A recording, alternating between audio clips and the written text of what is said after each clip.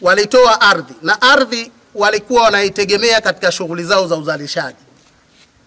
Lakini kutokana na hivyo, viongozi wetu wakaona ni angalau wawasaidie kupata sapoti kidogo, kwa kuwa shughuli zao za uchumi zitakuwa zimesimama, zikiwemo kilimo, ili kuona kwamba nao wanapata angalau shughuli nyingine ya kufanya.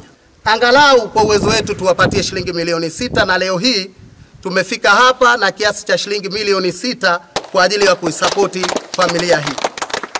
Kwa tuendelee kumshukuru, tuendelee kumuunga mkono Mheshimiwa mbunge wa jimbo la Micheweni. Kwa hakika na hapa hii ndio tulipokea ambazo ni kwa ajili ya wana kijiji ambao kwamba walijitolea kwa moyo wa dhati kutoa kiwanja hiki kwa ajili ya kujengwa skuli hii. Basi inshallah pesa hizi ambazo kama nimezipokea kutoka kwa mheshimiwa huyu, sababu kwa kutupa nto kile nto atupe shilingi 1050 tuzingelikijio hazipo, lakini kinachotakiwa ni ahadi ya maendeleo kwa jamii.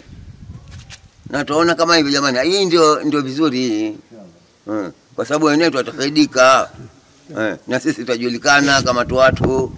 Kwa hiyo jamani, twende vizuri na viongozi wetu. Viongozi wetu walioko madarakani tuwaheshimu vizuri sana, na tujue kama ndio viongozi wetu.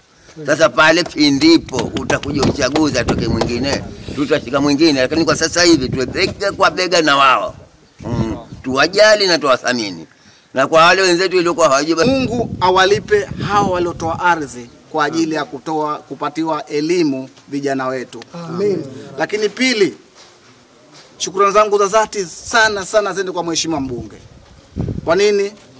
Kwa sababu kama alikuwa hapendi maendeleo ndani ya maeneo yake ambayo anafanyia kazi, asende subutu kutoa fedha hizi kusema hawa watu wapewe angalau kujifutia jasho, kwa sababu hizi si fedha za kusema mtu akupe nusu kiwanja tu ufanye shughuli zako.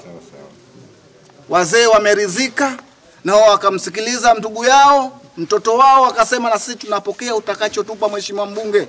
Mimi naendelea kumpongeza na naendelea kumtia moyo. Ndani ya jimbo la Micheweni mbunge anayejulikana na Chama cha Mapinduzi ni mmoja tu, na ni yeye ndiye ni mbunge wa jimbo hili. Kwa wale ambao wana